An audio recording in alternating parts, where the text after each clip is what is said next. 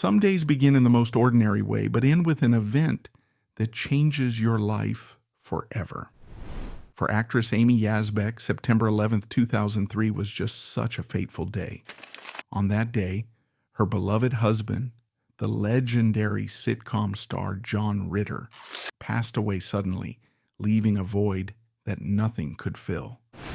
The tragedy brought their fairy tale romance to an abrupt end and could have plunged Amy into despair. But instead, she transformed the greatest loss of her life into a mission of hope.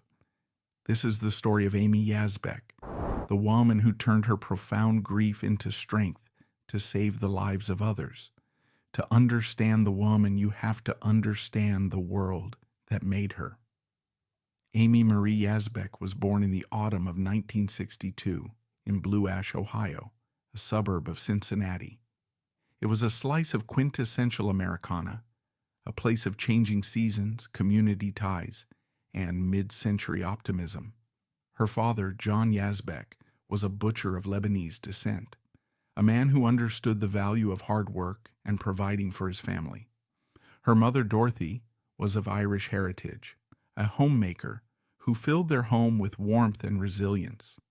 This blend of cultures, the rich storytelling traditions of the Irish and the close-knit, passionate family life of the Lebanese, created a unique environment for a young girl with a vivid imagination. Growing up, Amy wasn't just a child of Blue Ash, she was a child of the era. The 1960s and 70s were a time of cultural upheaval, but in the heartland, life was often a blend of the traditional and the new. She was raised Catholic, attending Ursuline Academy and Summit Country Day School, institutions that instilled a sense of discipline and structure. Yet, outside those school walls, the world was alive with new forms of expression. Television was the glowing heart of the American home, and it was here that Amy first saw the possibilities of performance. She would watch classic sitcoms, dramas, and variety shows, absorbing the timing of comedians and the emotional depth of dramatic actors. It wasn't just entertainment, it was a classroom. From a young age, it was clear Amy had a creative spark.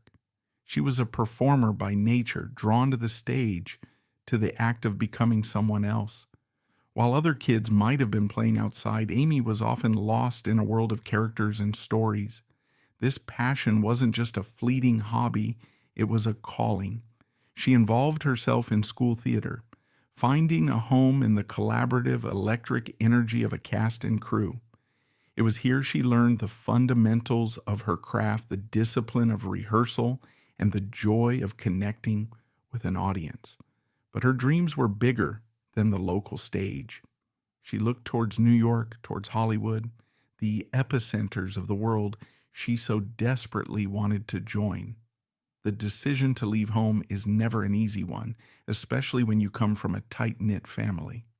After her father passed away when she was still a young woman, the bond with her mother Dorothy grew even stronger. Amy eventually moved with her mother to New York City, a world away from the familiar comforts of Ohio. The city in the early 1980s was a gritty, vibrant, and fiercely competitive place, especially for a young actress trying to make her mark.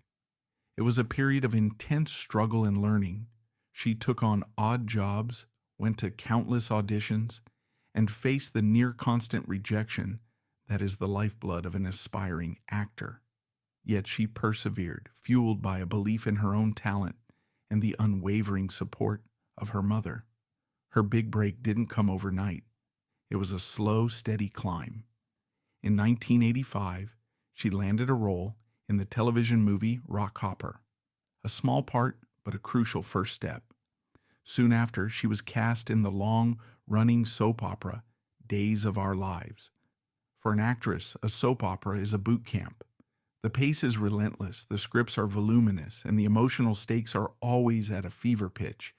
It was here that she honed her skills, learning to memorize lines quickly, to cry on cue, and to find the humanity in often outlandish storylines.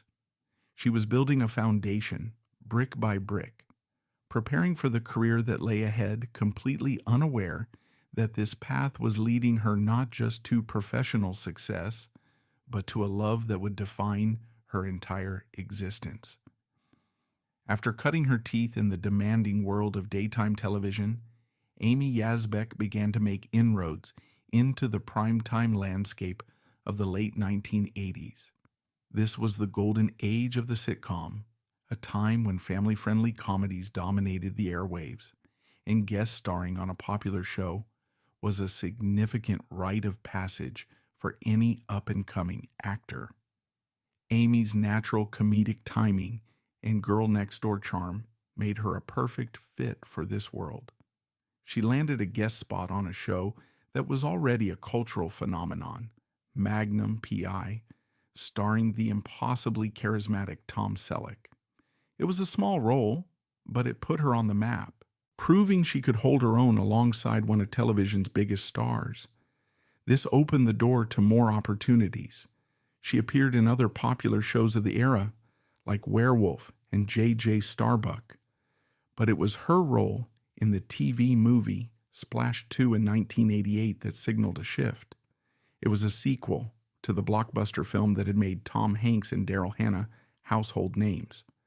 While the TV version didn't achieve the same iconic status, it was a leading role for Amy, showcasing her ability to carry a project with her blend of humor and heart. She was no longer just a guest star, she was a leading lady in the making. Around this same time, another television star was solidifying his place as a legend. John Ritter, the son of country music icon Tex Ritter, had become America's favorite roommate as Jack Tripper on the smash hit sitcom Three's Company. Ritter wasn't just an actor, he was a master of physical comedy, a performer whose pratfalls and double takes were works of art. His talent was immense, his timing impeccable, and his on-screen energy was infectious.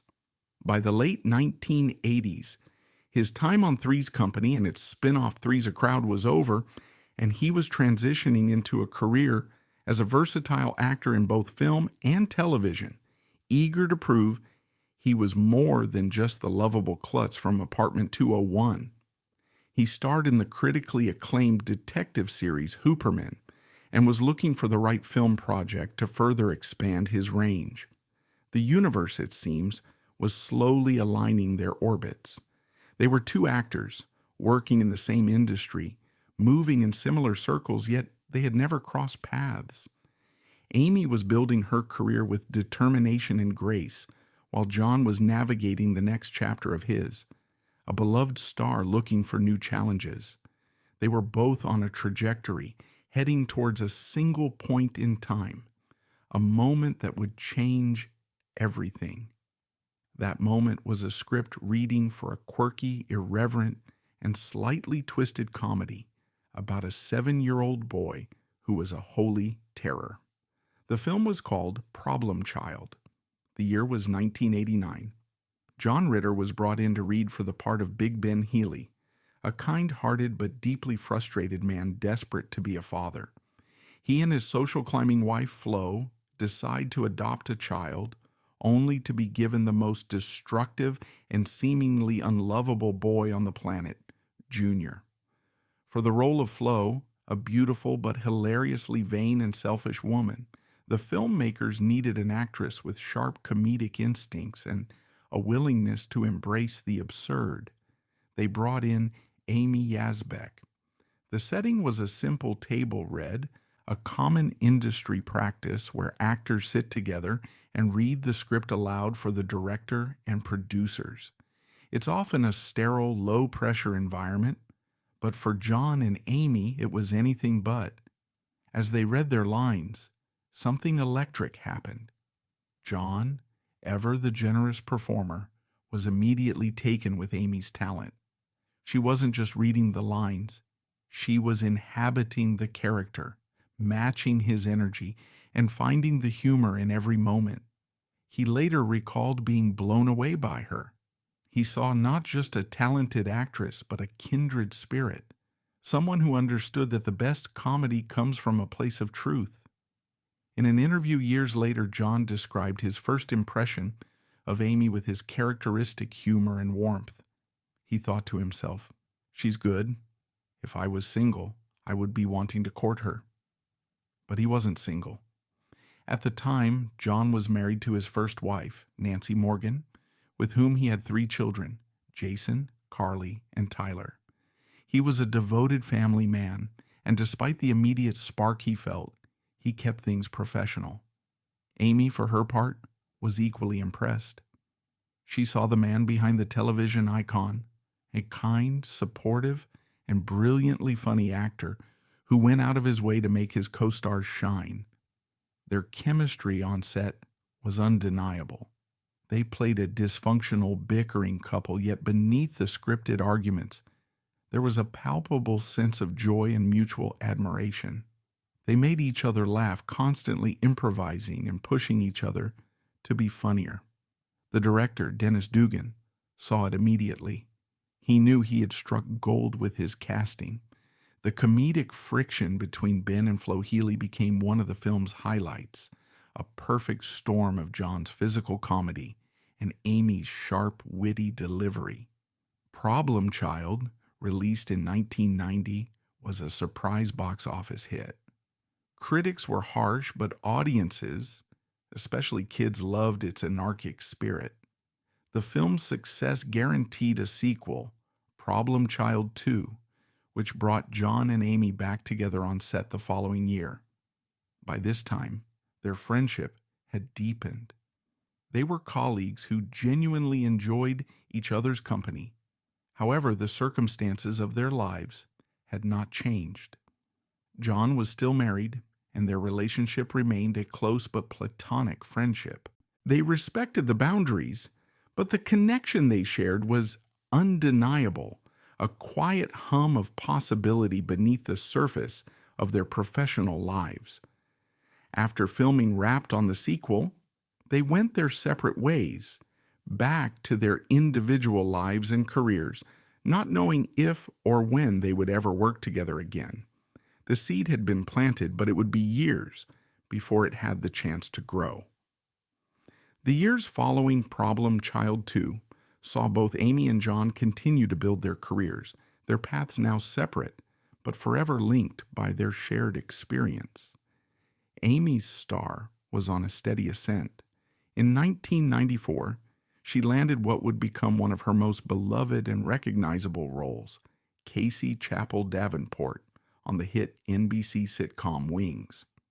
The show, set in a small airport in Nantucket, was an ensemble comedy with a dedicated following.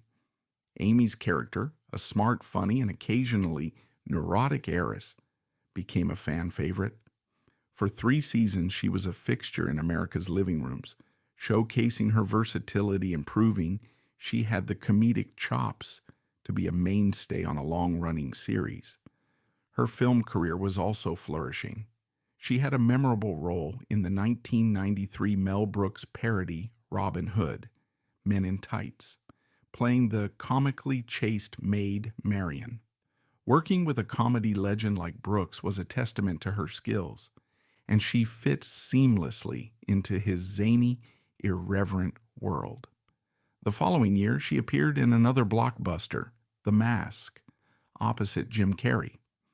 Though her role as a tenacious reporter was smaller, it was in one of the biggest hits of the decade, a film that redefined the possibilities of visual effects and catapulted Carrey into superstardom. Amy was consistently working, respected by her peers, and loved by audiences. She had built a successful and stable career in an industry known for its volatility. Meanwhile, John Ritter was also navigating a period of transition.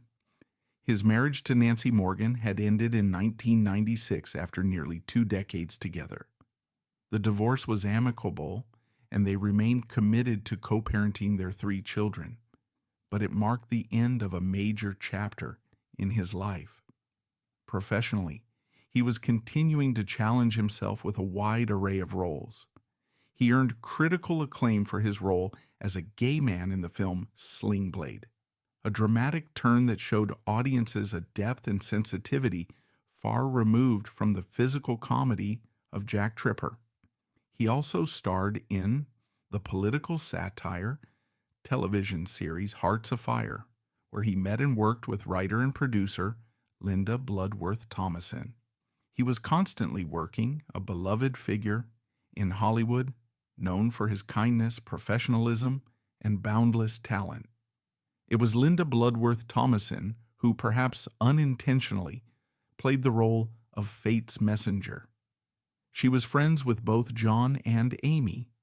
Knowing they were both single, she decided to play matchmaker. She encouraged John to reach out to Amy, reminding him of the spark she had seen between them years earlier. John, perhaps a little hesitant but intrigued by the idea, decided to take a chance. He called Amy. Their first real date was a dinner. Away from the hustle and bustle of a film set, they were able to connect on a deeper level. The easy chemistry they had shared as co-stars was still there, but now it was something more. They talked for hours about their lives, their careers, their hopes, and their fears. They discovered they shared the same goofy sense of humor, the same love for their families, and the same fundamental values. For Amy, it felt like coming home. For John, who had confessed to his friends about his crush on her years before, it was the beginning of a dream come true. Their courtship was not a whirlwind Hollywood romance splashed across the tabloids. It was quiet, genuine, and deeply felt. They took their time, building a relationship grounded in friendship and mutual respect. John was a father of 3 teenagers, and Amy embraced his children with open arms. They saw how happy she made their father, and they welcomed her into the family. The couple was inseparable. They were regulars at Hollywood events, but they seemed most content in the quiet moments, sharing a meal, watching a movie, or just making each other laugh. Friends and colleagues marveled at their connection. Henry Winkler, John's longtime friend, described their relationship as something truly special. He saw a joy in John that was profound and complete. They were, by all accounts, soulmates who had found each other at the right time. In 1998, their family grew. On September 11th, a date that would later be seared into their lives for a very different reason, Amy gave birth to their daughter, Stella Dorothy. The arrival of Stella solidified their bond. John, already a loving father, was overjoyed to be a dad again later in life. He and Amy created a warm, loving, and laughter-filled home for their new daughter. A year later, on September 18th, 1999, after 5 years together, John Ritter and Amy Yasbeck were married. It was an intimate ceremony, a celebration of a love that felt both new and as if it had always existed. For Amy, it was the culmination of everything she had ever wanted. She had a thriving career, a beautiful daughter, and she was married to the love of her life. They were a team, partners in every sense of the word. They looked towards the future with a shared sense of optimism and excitement, ready to write the next chapter of their lives together. They had no way of knowing how tragically short that chapter would be. The years following their wedding were idyllic, a period of profound happiness and domestic bliss for Amy and John. They settled into a life that was both wonderfully ordinary and uniquely their own. Their home in Beverly Hills was filled with love, laughter, and the happy chaos of a blended family.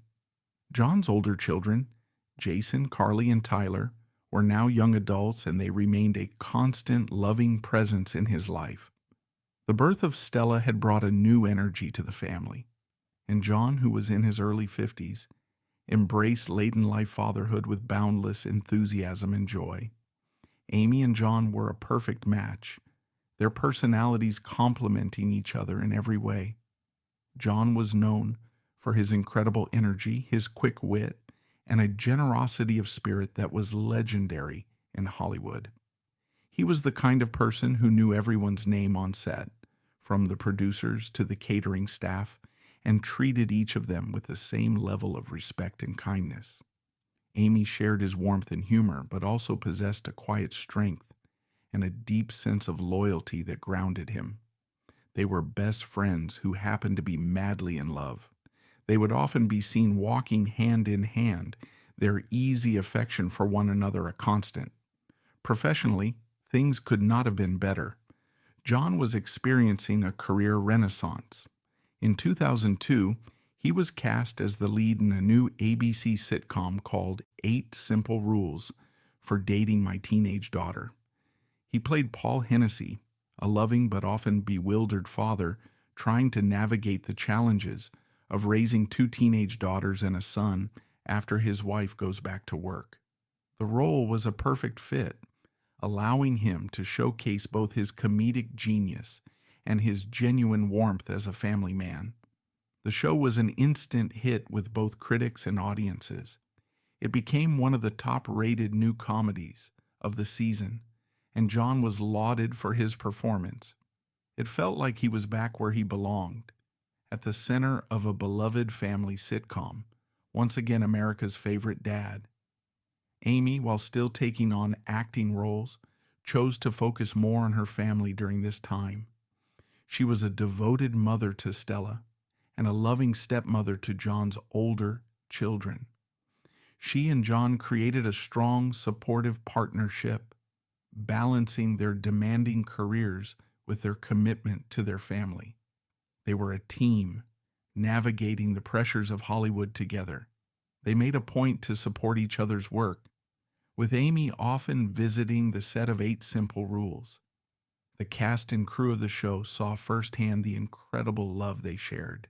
Kaylee Cuoco, who played his eldest daughter on the show, would later speak of how John talked about Amy constantly, his love for her evident in every story he told. Life was good. It was more than good. It was everything they had ever hoped for. They had found their soulmate, built a beautiful family, and were both professionally fulfilled. They had just celebrated their 4th wedding anniversary and were looking forward to many more. They were in the middle of their love story, completely unaware that they were standing on the precipice of an unimaginable tragedy. The day was Tuesday, September 11th, 2003. For most Americans, the date was already heavy with the memory of the terrorist attacks 2 years prior. For the Ritter Yasbeck family, it held a different significance. It was their daughter, Stella's 5th birthday. The morning was filled with celebration and excitement. John was scheduled to work on the set of 8 Simple Rules, but the plan was for a family party in the evening to celebrate Stella's special day. John went to work at the Walt Disney Studios in Burbank, California. He was in high spirits, joking with the cast and crew as he always did. They were rehearsing for the 4th episode of the show's 2nd season. John was in his element, doing what he loved. During the rehearsal, however, he began to feel unwell. He started sweating profusely, felt nauseous, and complained of chest pains. Concerned, he told his colleagues he needed to lie down. At first, many on set assumed it was a stomach flu or food poisoning, but as his condition worsened, it became clear this was something far more serious. Paramedics were called to the studio. John, ever the trooper, was reportedly more concerned about causing a fuss than his own well-being. He was rushed by ambulance to Providence St. Joseph Medical Center, located directly across the street from the studio. Amy was at home, preparing for Stella's birthday party when she received the call. The news was alarming, but the initial reports were confusing. She was told John was ill, that it might be his heart. She rushed to the hospital, her mind racing with 1,000 terrifying possibilities. When she arrived, she found a chaotic and frightening scene. Doctors were working frantically on John. The initial diagnosis was a heart attack. Amy was by his side, holding his hand, telling him she loved him. She was trying to be strong for him, to reassure him that everything would be all right. But in the back of her mind, a terrible fear was growing. His condition was not improving. The doctor's efforts were not working. A little after 10 p.m. that night, just 6 days before his 55th birthday, John Ritter was pronounced dead. The world seemed to stop. In a sterile hospital room, under the harsh fluorescent lights, Amy Yasbeck's life was shattered into a million pieces. The man she loved, her best friend, the father of her child, was gone. The shock was absolute, a physical blow that left her breathless. The future they had planned, the life they were building, had vanished in an instant. She had to go home and tell their 5-year-old daughter that her daddy wasn't coming home for her birthday party. The official cause of death was initially reported as a heart attack, but the nightmare was far from over. An autopsy would later reveal the devastating truth.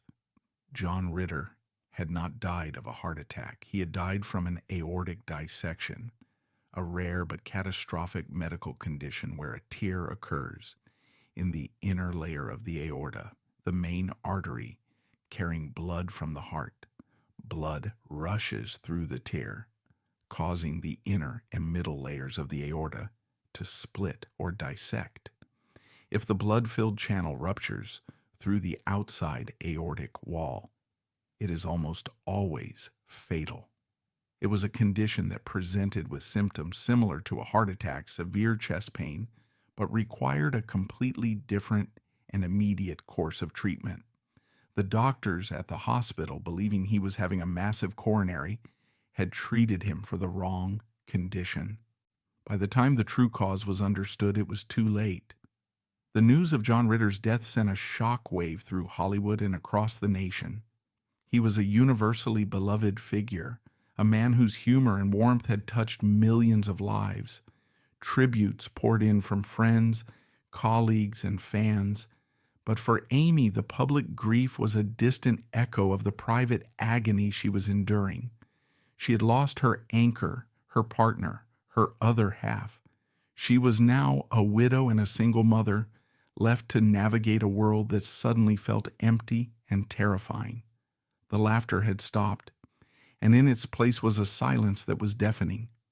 The fairy tale had come to a brutal, incomprehensible end. In the immediate aftermath of John's death, Amy was enveloped in a fog of grief.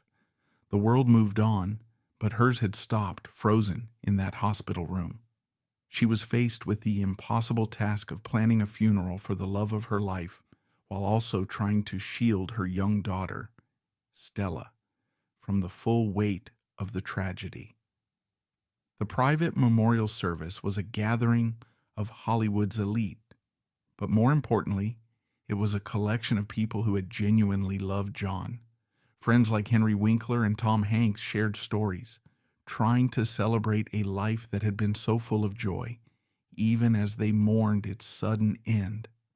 But as the initial shock began to subside, it was replaced by a new, gnawing emotion, a desperate need for answers. The fact that John's condition, aortic dissection, had been misdiagnosed haunted Amy. She began to learn everything she could about the condition. She discovered that while rare, it was not unheard of, and that certain factors, like a family history of aortic aneurysm, could increase one's risk. She learned that a simple chest X-ray, which John had received at the hospital, can sometimes show a widened aorta, a potential clue to the dissection. However, the definitive diagnostic tool is a CT scan, which was never performed. This quest for knowledge was not born of vengeance, but of a profound sense of injustice. John had been at a major medical center literally across the street from his studio. If it could happen to him, it could happen to anyone. The thought that his death might have been preventable was an unbearable weight. Amy felt a responsibility to John, to their daughter, and to his memory to find out what went wrong and to ensure that no other family would have to endure the same preventable loss. In 2004, this quest for answers led Amy to file a wrongful death lawsuit against Providence St. Joseph Medical Center and two of the doctors who had treated John. a radiologist, and a cardiologist. The lawsuit was not primarily about money, it was about accountability. Amy wanted to put the medical community on notice about the dangers of misdiagnosing aortic dissection. She wanted to force hospitals and emergency rooms to change their protocols, to consider aortic dissection as a possibility when a patient presents with symptoms of a heart attack, especially if they don't have the typical risk factors for cardiovascular disease, which John did not. The legal battle was long and arduous, dragging on for years. It forced Amy to relive the worst day of her life over and over again in depositions and court proceedings. The hospital and the doctors denied any wrongdoing, arguing that aortic dissection is an incredibly rare and difficult condition to diagnose under emergency circumstances. They contended that they had followed the standard of care for a patient presenting with heart attack symptoms. The case finally went to trial in early 2008. The courtroom became a theater for Amy's private grief. She took the stand, her voice shaking with emotion as she recounted the final hours of John's life. She spoke of their love, their family, and the future that was stolen from them. Her testimony was raw and heartbreaking. She told the jury, "You can't have a whole heart if you don't have the other half of it." The defense attorneys portrayed her as a grieving widow looking for someone to blame, a narrative that was deeply painful for Amy. They brought in expert witnesses who testified that John's condition was so advanced that he would have died regardless of the treatment he received. It became a complex and emotionally charged battle of medical experts. Several other defendants, including John's primary care physician, had settled with the family out of court for significant sums before the trial began. But Amy pressed on with the case against the hospital and the remaining two doctors because she felt the core issue of misdiagnosis had not been adequately addressed. Ultimately, the jury sided with the defendants. They found that the doctors and the hospital had not been negligent in John Ritter's death. The verdict was a devastating blow for Amy and her family.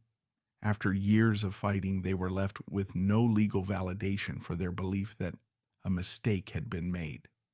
For the outside world, the controversy seemed to be over. The court had spoken. But for Amy Yasbeck, the verdict was not an ending. It was a clarification. It taught her that the change she was seeking would not come from a courtroom. A jury could not rewrite the past, nor could it mandate a new future for emergency medicine. If she wanted to save lives, if she wanted to give John's senseless death a meaning, she would have to do it herself. The loss of the lawsuit was a painful setback, but it solidified her resolve. Her fight was not over. It was just beginning. She would take her grief, her anger, and her profound love for her husband and channel it into a new mission, one that would become her life's work and John Ritter's enduring legacy. The courtroom loss, as painful as it was, became a catalyst. Amy realized that public awareness and education were far more powerful tools than any legal judgment. She knew that if emergency room doctors and even the general public were more aware of aortic dissection, its symptoms, and its risk factors, lives could be saved. The problem was that almost no one had ever heard of it. It was a footnote in medical textbooks, a tragic anomaly. Amy was determined to change that. She would make aortic dissection a household name, just as John Ritter had been. In 2003, shortly after John's death and with the help of his family, Amy founded the John Ritter Foundation for Aortic Health.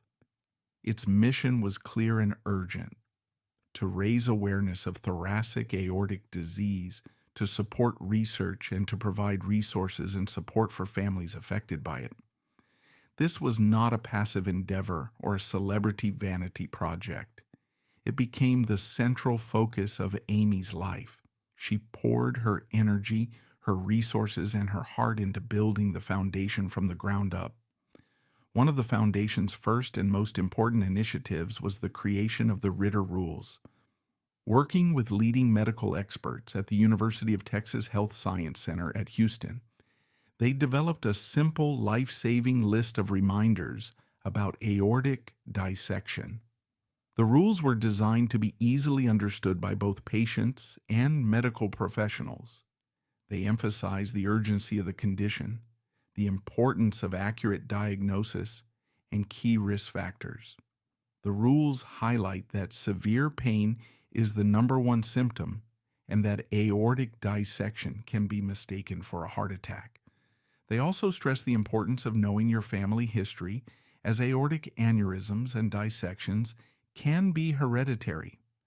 A key rule focuses on the 3 imaging tests that can identify an aortic aneurysm or dissection: a CT scan, an MRI, and a transesophageal echocardiogram.